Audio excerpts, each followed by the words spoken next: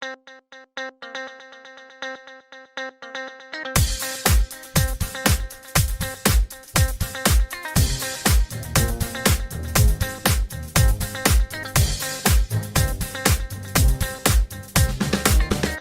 selamat pagi, siang, sore, malam, sobat-sobat Besti.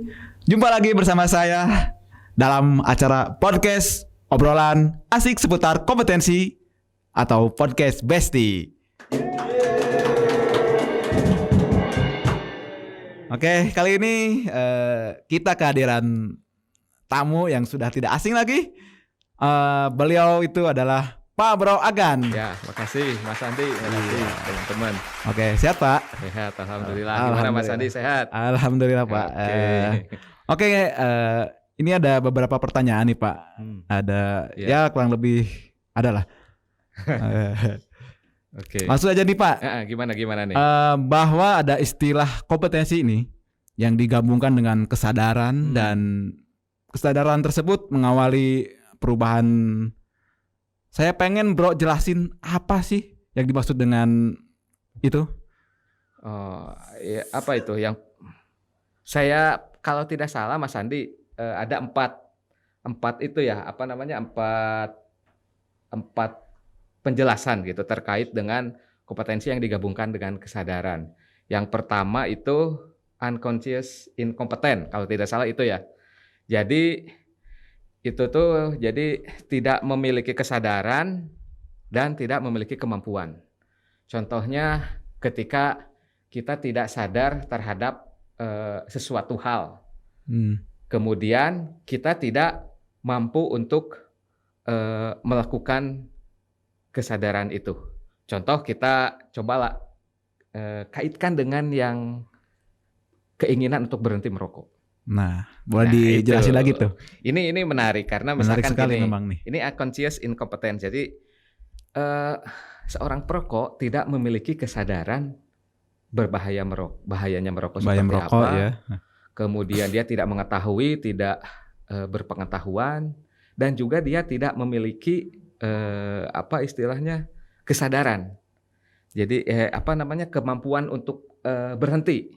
Iya. Selain dia tidak memiliki kesadaran, juga dia tidak memiliki kemampuan. Kemudian yang kedua, conscious incompetence itu dia berkesadaran, namun tidak memiliki kemampuan. Jadi kalau kita kaitkan lagi, dia itu memiliki kesadaran untuk berhenti merokok. Iya. Dia tahu bahaya rokok, dia mengetahui semuanya dari A sampai Z. Namun kekurangannya dia tidak memiliki kemampuan bagaimana caranya untuk berhenti merokok. Untuk berhenti merokok memang.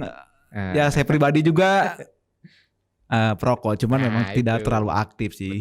Betul. Dan kalau untuk keinginan berhenti, ya itu memang ada sih Pak. Mas Bro nih. Iya, gitu. Pak Bro nih, salah nih, bukan Mas Bro.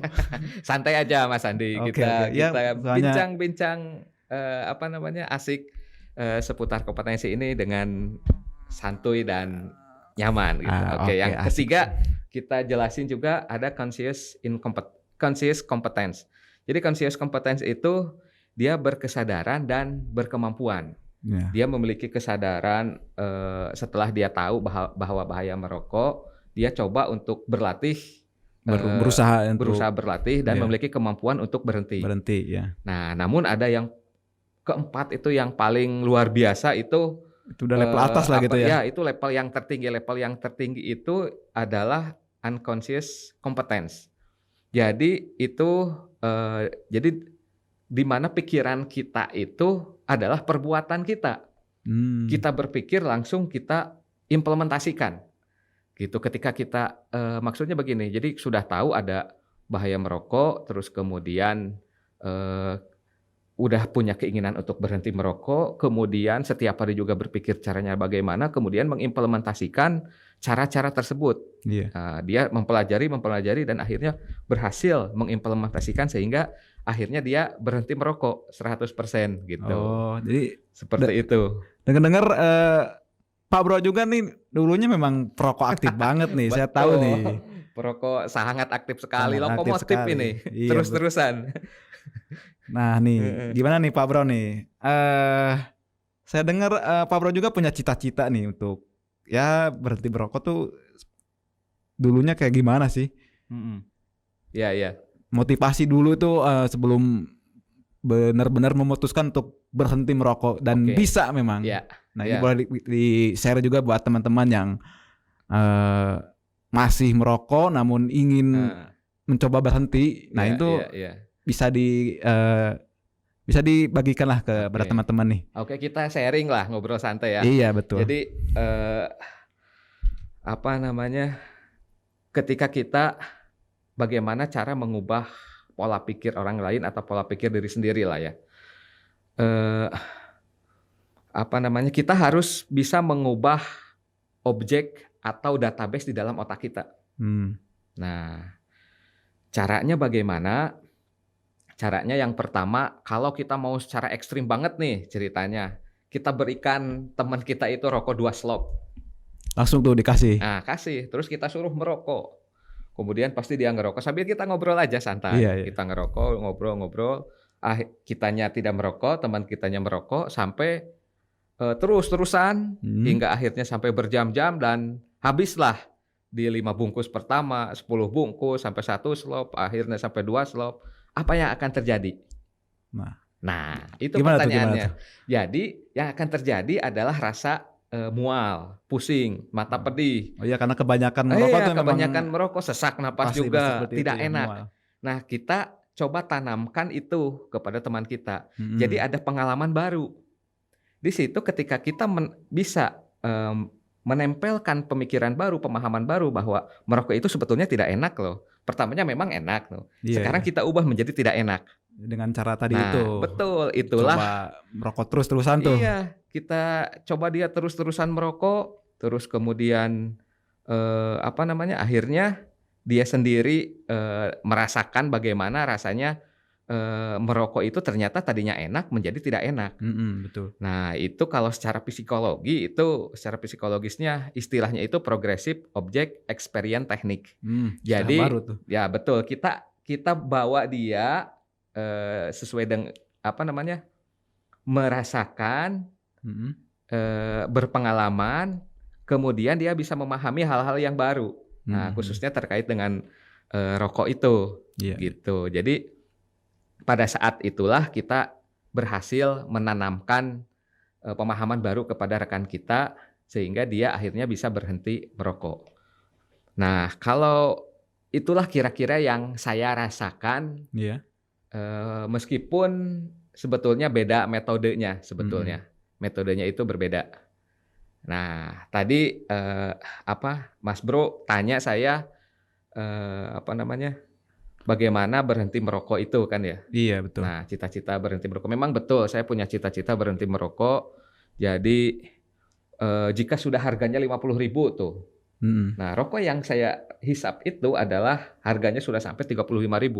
Saya panik. Iya, memang sekarang udah naik nih rokok-rokok nih. Iya, betul. Saya panik karena saya belum tahu cara bagaimana berhenti merokok. Betul. Nah, terus kemudian tapi hampir mirip tadi yang seperti kita ada kesadaran, terus kemudian ada kompetensi. Kesadaran yang digabungkan dengan kompetensi sehingga menghasilkan satu hasil berhenti merokok. Kalau menurut saya sudah berhasil mencapai tingkat kompetensi yang high level, di mana saya sudah memiliki itu tuh.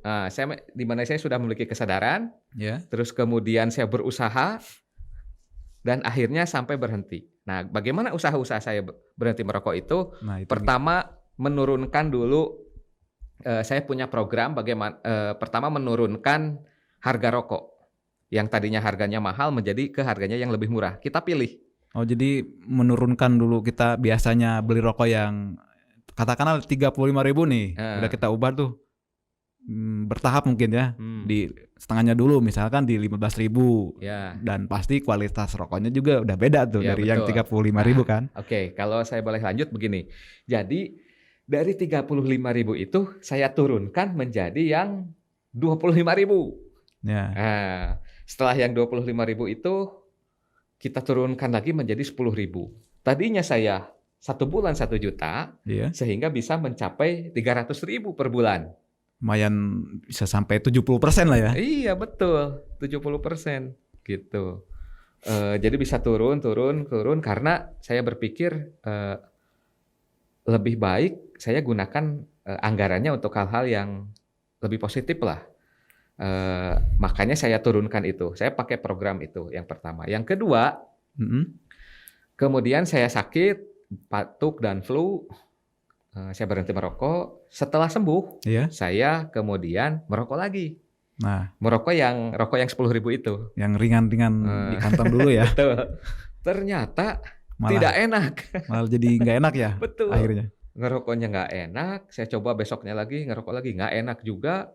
Sampai beberapa hari saya coba tetap nggak enak. Wah, saya berpikir ini sepertinya momen yang pas untuk saya berhenti merokok. Untuk berhenti tuh. Akhirnya besoknya saya coba berhenti lagi.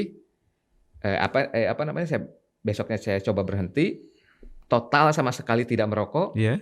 Ya alhamdulillah akhirnya berhenti sampai sekarang.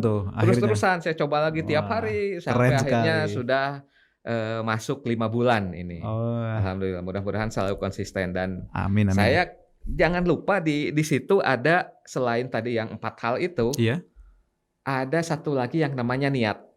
Nah ini yang terpenting niat. Memang kebanyakan niat orang yang harus kuat. Niat tuh ada sebenarnya, cuman memang ya itu. Tapi niatnya nggak kuat itu. Nggak kuat, betul harus sekali. Niatnya yang sangat paling kuat dari dalam sanubari yang paling dalam. Iya, kalau berhenti ngerokok nih. Betul itu.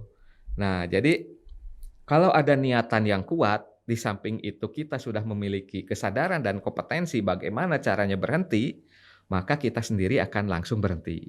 Nah rekan-rekan kita yang lain yang sudah duluan berhenti atau memang yang sama sekali dari awal tidak merokok, selalu mengingatkan kita karena mereka sayang kepada kita. Iya. Cuma saya selaku perokok ketika diingatkan itu saya tidak akan mempan. Waktu kemarin nih masih aktif merokok tuh. Tidak, karena rasa merokoknya masih enak. Iya, jadi dengan iklan bahwa rokok berbahaya kita bisa lihat di jalan, terus di kemasannya juga itu nggak mengaruh kok. Itu karena memang merasa masih enak, jadi kita betul. Apa ya istilahnya, masih tersugesti untuk lah buat apa sih berhenti ngerokok masih enak kok gitu kan, tanpa memikirkan hal-hal yang tadi dijelaskan tuh. Iya.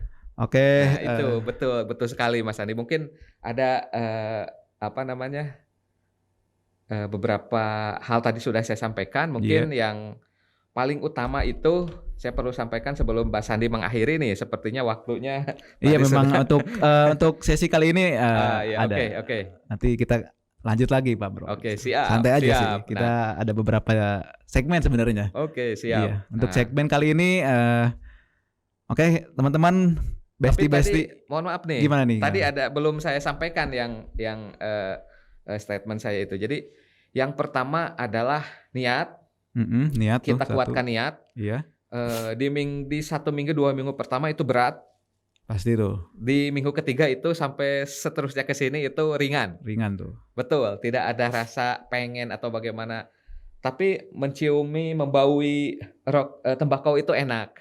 Terus kemudian dengan cara begitu aja udah terasa enak tuh. Iya, masih enak gitu. Iya, dekat dengan yang perokok juga nggak masalah gitu. Karena awalnya memang perokok, tapi nggak masalah gitu, bukan anti rokok juga enggak gitu. Cuma 100% anti gitu ya. Betul. Ini cuma sharing aja bagi teman-teman yang mau silahkan mencoba, bagi yang enggak juga silahkan kembali lagi kepada teman-teman sekalian semuanya. Itu yang pertama niat, yang kedua niat yang sangat kuat dari hati sanubari yang paling dalam. Iya. Yang kedua itu adalah punya kesadaran, yang ketiga itu adalah kompetensi. Jadi 3 hal tersebut yang paling penting. Oke. Gitu. Itu barangkali Mas Adi. Oke, terima kasih Pak Broni. Informasinya sangat bermanfaat sekali buat kita semua. Mudah-mudahan podcast Besti kali ini dapat banyak sekali manfaatnya yang kita bisa dapatkan dari Pak Bro Agan ini nih. Mudah-mudahan. Oke, teman-teman. Mungkin podcast segmen kali ini kita akhiri saja. Semoga teman-teman tergugah niatnya nih untuk berhenti merokok nih. Oke.